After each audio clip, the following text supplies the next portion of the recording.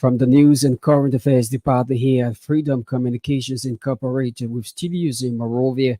A very pleasant good evening and warm welcome to this Tuesday, March 7th, 2023 presentation of Freedom News Basket.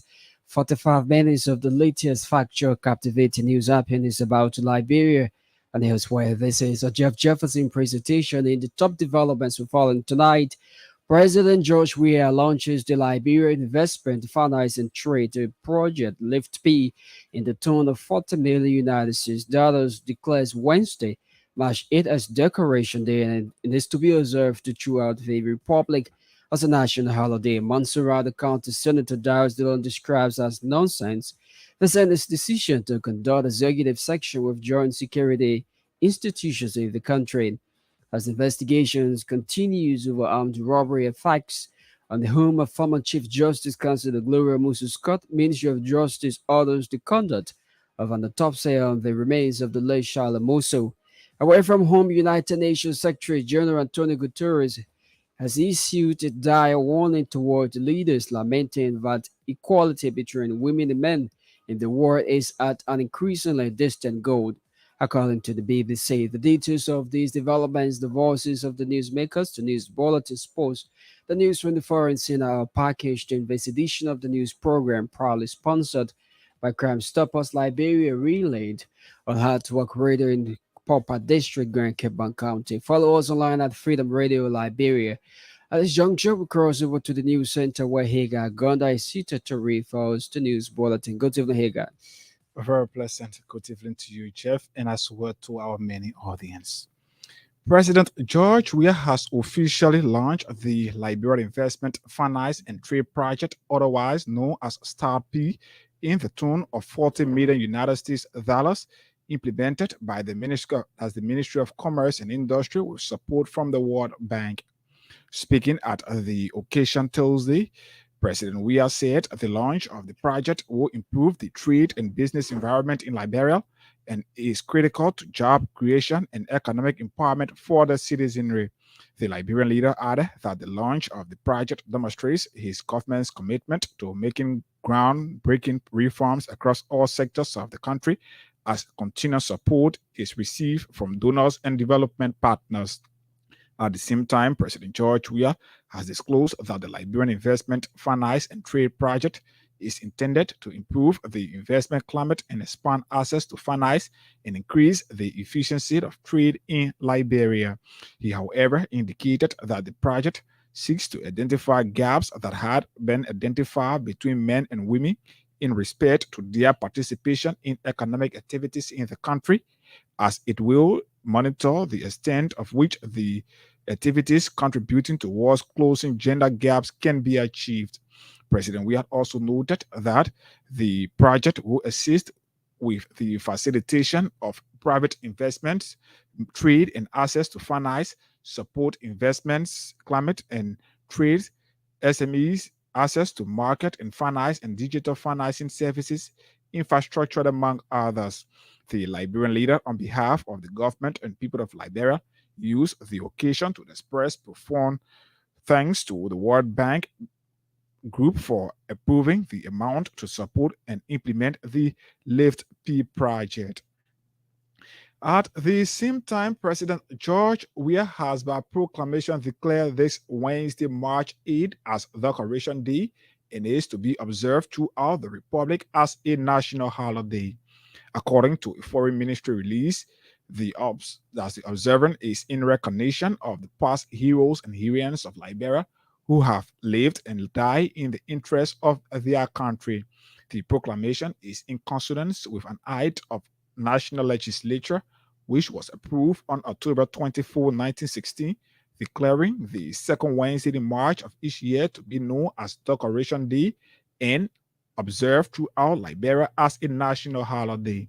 The proclamation recounted that it is benefiting for a day to be set aside to celebrate the memories of dead who have lived and died, but are being remembered, notwithstanding for their contributions made towards Liberia's development, hereby keeping ever alive their deeds and valuable contributions made to society and for the continual advancement of the Liberian state.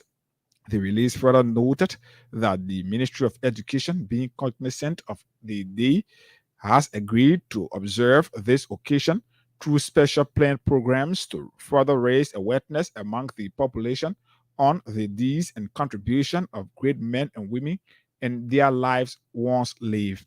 The proclamation also stated that as part of the celebration, an indoor program commemorating the day will be held at the Providence Baptist Church commencing at 10 o'clock anti-meridian, with President George Weah providing the memorial message to the state, followed by laying a wreaths on the tomb sites of selected past presidents and educators.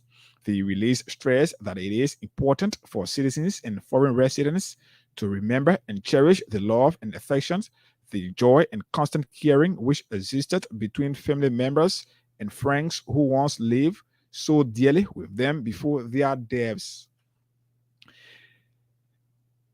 Still in presidential news, President George Weah has signed the Book of Condolence in honor of the late Yorin Cohen, Chairman Emeritus of the Liberia Shipping and Cooperative Registry, or LISC. Mr. Cohen, who is credited for the establishment of LISC, died recently following a period of illness.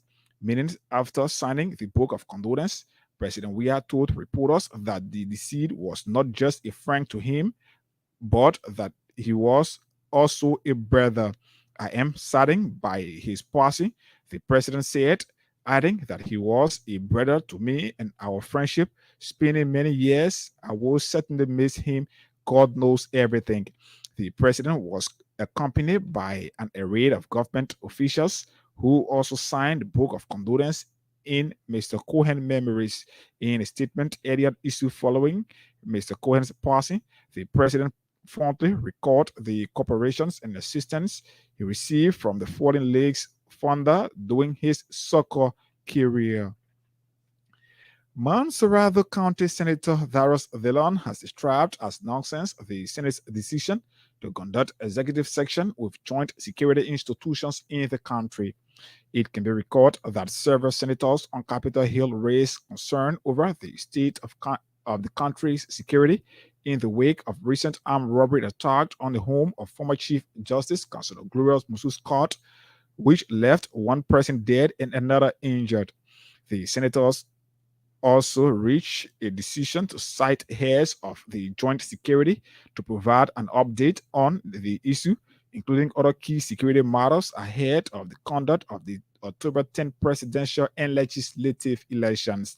Following the concerns from members of the Liberian Senate, authorities of the Liberia National Police, Liberia Drug Enforcement Agency, Liberia National Fire Service, Liberia Immigration Service, among others, Tuesday appeared before the full plenary of the Liberian Senate. But following the appearance of the heads of the various institutions, the pro tem of the Senate, Abbott Chie, called for a motion to conduct the hearing in executive due to what he called security nature.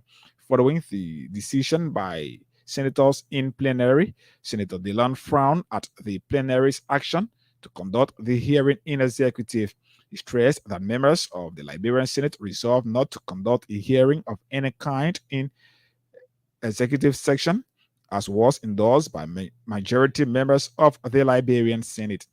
The Montserrado County Senator, who also boycotted the executive section with the joint security heads, indicated that there is nothing considered as classified information that the heads of the security will provide in the public when they had openly been commenting on security matters.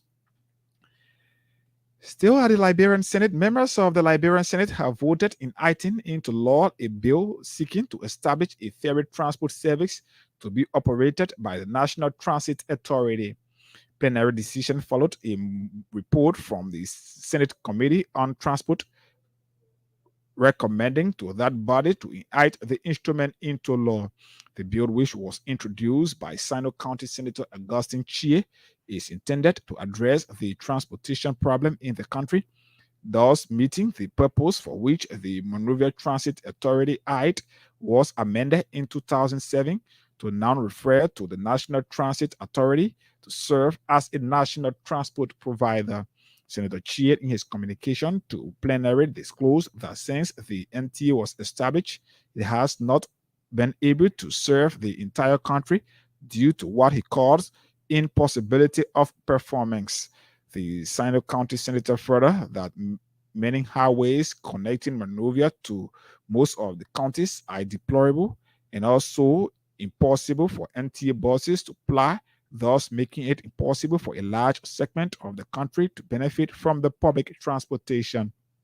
The bill, when enacted into law by the legislature, would expand the scope of operations of the NTA to provide marine or waterways transportation using ferry boats as an alternative to buses which cannot reach any parts of the country.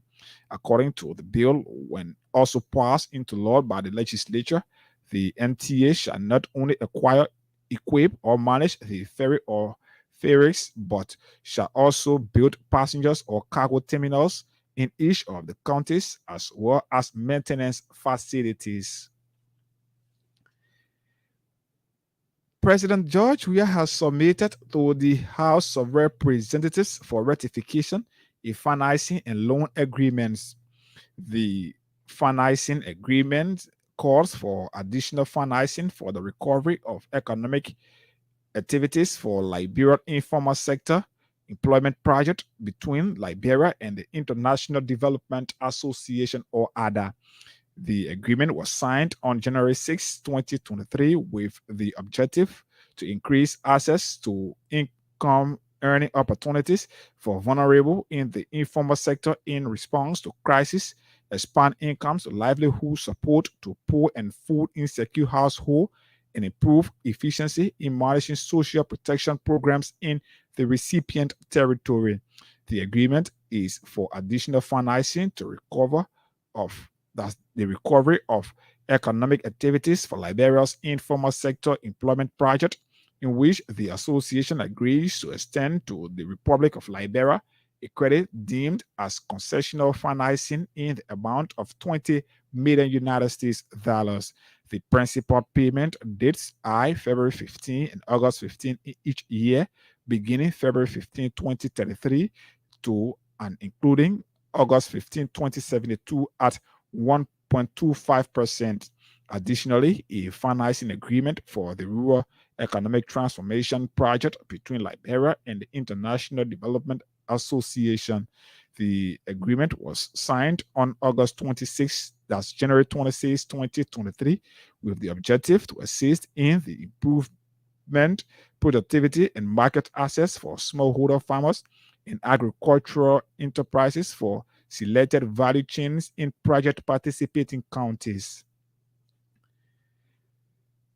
The plenary of the House of Representatives has granted a 2-week extension to the Joint Committee on Investment and Concession, Judiciary, and Mines and Energy to submit a progress report on the investigation around the operations of Western Cluster Liberia.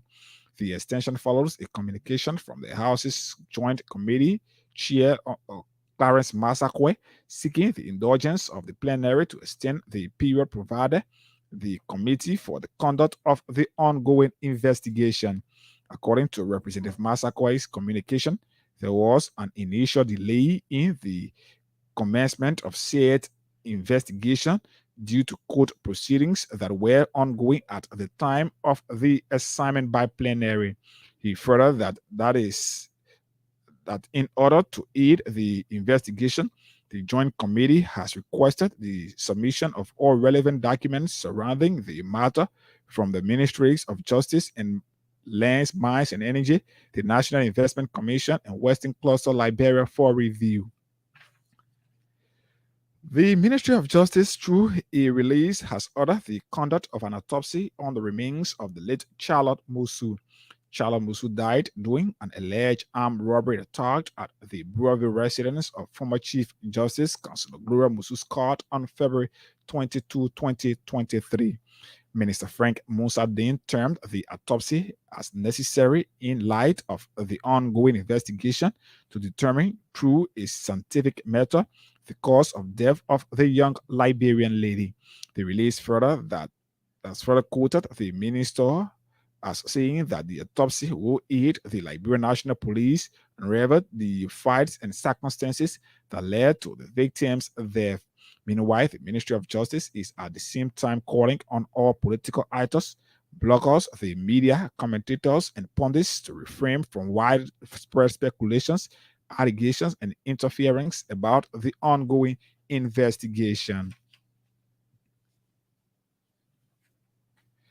An application seeking to restore former Liberian Anti-Corruption Commission Chairman Kantusuro Ndubuisi Wambudike's legal license as lawyer has finally surfaced before the full bench of the Supreme Court for hearing.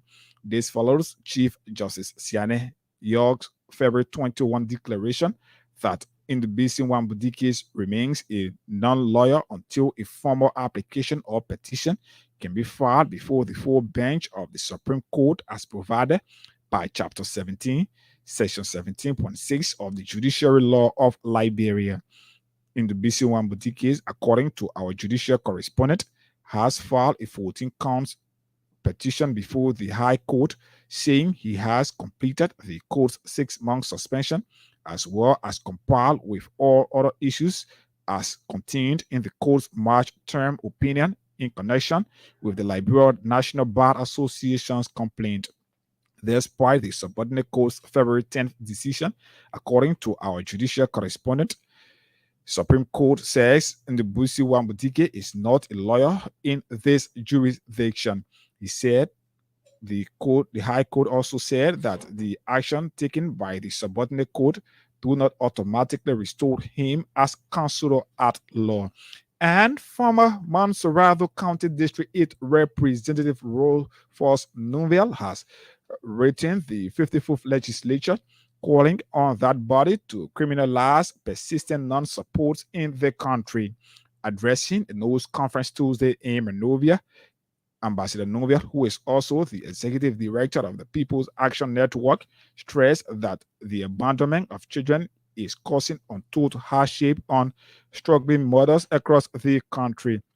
The former lawmaker wants the national legislature to review the domestic relations law, adding that the current provision in the law, which speaks about fathers' obligation to support their children, is weak. He noted that some fathers feel that it is optional to support their own children, leaving many girls to drop from schools and forsake their dreams only to pay attention to their children. Jeff, is back to you for the continuation of the news program.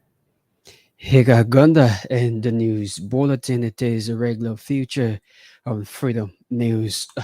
That's Freedom News Basket. Higa will return later with the news from the foreign scenes. If you just joining us, a reminder, you're listening to the Tuesday, March 7, 2023 presentation of Freedom News Basket. 45 minutes of the latest news happening in Liberia and elsewhere. A reminder of the top developments we're following in this edition of the news program.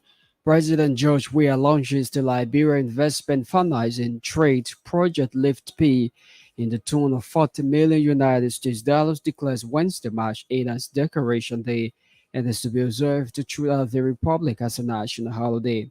Montserrat County Senator Darius DeLong describes as nonsense the Senate's decision to conduct executive session with joint security institutions in the country. As investigations continue over armed robbery attacks on the home of former Chief Justice Councilor Gloria Moses Scott, Ministry of Justice orders the conduct of an autopsy on the remains of the late Shalom Musul. Away from home, United Nations Secretary General Antonio Guterres issues a dire warning toward leaders lamenting that equality between women and men in the world is at an increasingly distant goal. Let's now bring you the voices of those making the news, beginning with this development. President George Weah has officially launched the Liberia Investment Finance and Trade Project Lift P in the tune of 40 million United States dollars, implemented by the Ministry of Commerce and Industry with support from the World Bank. Speaking on the occasion Tuesday, President Weah said the launch of the project will improve the trade and business environment in Liberia and is crucial to the job creation and economic empowerment of the citizenry. The Liberian leader said or added that the launch of the project demonstrates his government's commitment to making ground reforms across all sectors of the country as continued support is received from donor partners and developmental partners. Let's listen to President George Weah speaking at the launch of the Lifty Project Tuesday. It gives me a great pleasure to be here today to officially launch the Liberia Investment Finance and Trade Project, LIFT-P, being implemented by the